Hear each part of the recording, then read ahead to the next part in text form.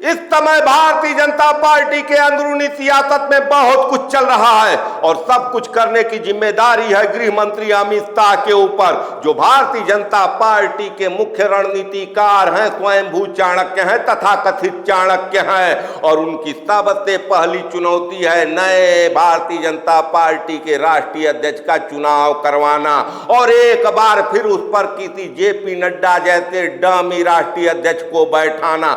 उसके बाद उनकी अगली चुनौती है उत्तर प्रदेश के सीएम पद की कुर्सी से योगी आदित्यनाथ को हटाकर अपने मोहरे केशव प्रसाद मौर्य को बैठाना।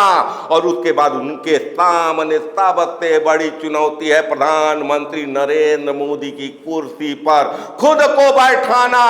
और वर्षों से अमित शाह इस बात की तैयारी कर रहे हैं। हर राज्य के संगठन में, भारतीय जनता पार्टी के संगठन में अमित शाह का मोहरा फिट है। हर राज्य में भारतीय जनता पार्टी की जो सरकार चल रही है वहां पर कहीं न कहीं अमित शाह का मोहरा ही सरकार चला रहा है। तो हम कह सकते हैं या आप भी जानते हैं कि इस समय भारतीय जनता पार्टी पर अमित शाह का एकाधिकार चल रहा है और कहीं न कहीं राष्ट्रीय स्वयंसेवक संघ भी इस एकाधिकार को तोड़ना चाहता है। बावजूद इसके राष्ट्रीय स्वयंसेवक संघ लाचार दिख रहा है इस समय अमित शाह के सामने। लेकिन अमित शाह की चुनौतियां बरकरार है और कहीं न कहीं अमित शाह को इस समय सबसे बड़ी चुनौती का सामना करना पड़ रहा है। और ये चुनौती आप भी जानते हैं कि यूपी के सीएम योगी आदित्यनाथ है, जो हाल फिलहाल में बयान देते हैं कि मैं काम करते हुए दिल्ली नहीं जाना चाहूंगा बल्कि मठ में जाना ज्यादा पसंद करूंगा। इसके बाद सबसे बड़ा सवाल ये उठता है कि क्या होगा भारतीय जनता पार्टी के भविष्य के सियासत का, क्या होगा गृह मंत्री अमित शाह के भविष्य के सपने का जब योगी आदित्यनाथ मठ को लौट जाएंगे। क्या भारतीय जनता पार्टी योगी आदित्यनाथ के वापस मठ में लौटने के बाद भी नरेंद्र मोदी के दौर में जिस शिखर को छुआ था उस शिखर पर बरकरार रहेगा? क्या गृह मंत्री अमित शाह के रणनीति में, उनके चेहरे में इतना दम है कि वो भारतीय जनता पार्टी को उस शिखर पर बरकरार रख सके? दोस्तों, आपको भी पता होगा कि योगी आदित्यनाथ इस समय देश में हिंदुत्व के पोस्टर बॉय हैं और कहीं न कहीं वर्षों से एक रार चली आ रही है, तलवार चली आ रही है। उत्तर प्रदेश में योगी आदित्यनाथ सरकार के 8 साल पूरे हो गए हैं और इस 8 साल में तलवारें कभी भी झुकी नहीं। न योगी आदित्यनाथ झुकने के लिए तैयार हैं, न गृह मंत्री अमित शाह झुकने के लिए तैयार है। ये अलग बात है कि राष्ट्रीय चैनलों पर ये बात नहीं दिखता है। भारतीय जनता पार्टी के नेता, बड़े बड़े नेता कैमरे के सामने इस बात को स्वीकार नहीं करते हैं, लेकिन सबको पता है कि इस समय भारतीय जनता पार्टी में भविष्य के सियासत को लेकर योगी आदित्यनाथ और गृह मंत्री अमित शाह के बीच में जबरदस्त रार चल रहा है। लेकिन सवाल एक बार फिर है, जिस ढंग से भावुकता की राजनीति करते हैं योगी आदित्यनाथ, जिस ढंग का अक्खड़पना उनके सियासत में है, उसके बाद अगर वो कहीं राजनीति से मुख मोड़ लेते हैं, वो एक बार फिर संन्यास की ओर चले जाते हैं, मठ में वापस चले जाते हैं, तो क्या भारतीय जनता पार्टी के कार्यकर्ताओं के मनोबल को गृह मंत्री अमित शाह बचा पाएंगे? ये बात सबसे बड़ी चुनौती हो चुकी है कि हर हाल में भारतीय जनता पार्टी के भविष्य के सियासत के लिए योगी आदित्यनाथ का चेहरा चाहिए, क्योंकि कहीं न कहीं नरेंद्र मोदी अब उम्र के उस दौर में जा चुके हैं जहां वो भविष्य में आगे सियासत नहीं कर सकते हैं। तो जो चेहरे की राजनीति पर चमक बनाए अमित शाह, वो चेहरा था नरेंद्र मोदी का। उस चेहरे के बल पर, नरेंद्र मोदी के चेहरे के बल पर अमित शाह राज्य दर राज्य अपना मोहरा सेट करते आए। लेकिन आज एक चेहरा अमित शाह के सपनों के बीच में खड़ा हो चुका है, वो चेहरा है योगी आदित्यनाथ का। बहुत कुछ चर्चा चल रही है कि योगी आदित्यनाथ दिल्ली जाएंगे, योगी आदित्यनाथ भाजपा के राष्ट्रीय अध्यक्ष बनेंगे।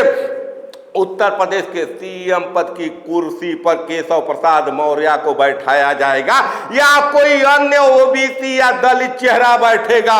लेकिन सवाल ये उठता है कि जिस योगी आदित्यनाथ पर ठाकुरवाद होने का आरोप लगता है, क्या कोई भी नेता योगी आदित्यनाथ की कमी को उत्तर प्रदेश में भर सकता है? जब 2022 में विधानसभा चुनाव के पहले भारतीय जनता पार्टी का नेतृत्व योगी आदित्यनाथ को कुर्सी से हटाना चाहता था, तब कहीं न कहीं योगी आदित्यनाथ का चेहरा ही वो करिश्मा कर दिया।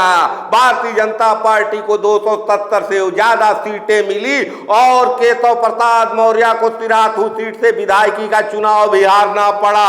और वहीं भारतीय जनता पार्टी जब अपने प्रचंड लहर पर चल रही थी, नरेंद्र मोदी के चेहरे पर चल रही थी, 400 के पार का नारा लगा रही थी, अयोध्या में राम मंदिर के निर्माण का श्रेय ले रही थी, उस उत्तर प्रदेश में, उस अयोध्या में भारतीय जनता पार्टी को हार मिलती है।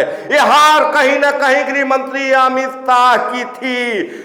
हालांकि गृह मंत्री अमित शाह आज भी इस हार का ठीकरा योगी आदित्यनाथ के सिर पर फोड़ना चाहते हैं, योगी आदित्यनाथ को कुर्सी से हटाना चाहते हैं, अखिलेश यादव के पीडीए के काट के रूप में किसी दलित, किसी ओबीसी को उत्तर प्रदेश के सीएम पद की कुर्सी पर बैठाना चाहते हैं।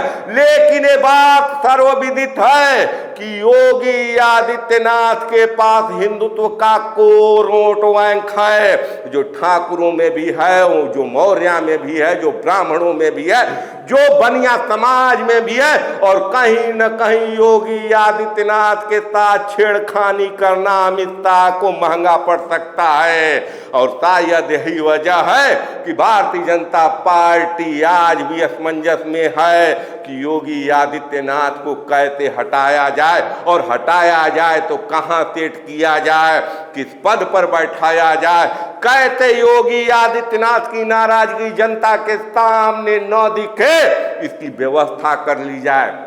लेकिन योगी आदित्यनाथ जो सियासत करते हैं, कहीं न कहीं वो भावनाओं की सियासत करते हैं और उनकी बातें भावुकता वाली होती हैं। और जिस समय योगी आदित्यनाथ की भावुकता वाली बातें सामने आती है, आम जनता के बीच में एक लहर पैदा हो जाती है।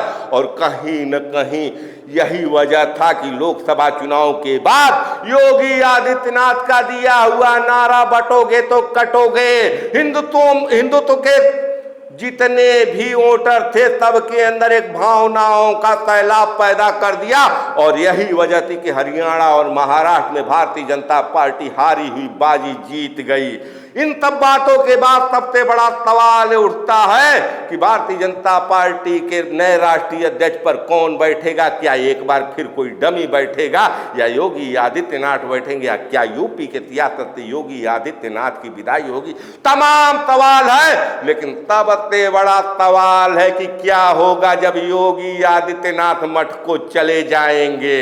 इस बारे में आप क्या सोचते हैं, आपके क्या विचार हैं? अपने राय विचार कमेंट कर जरूर देखते रहिए खबरों के खिलाड़ी। मैं आपका पंकज कुमार, धन्यवाद।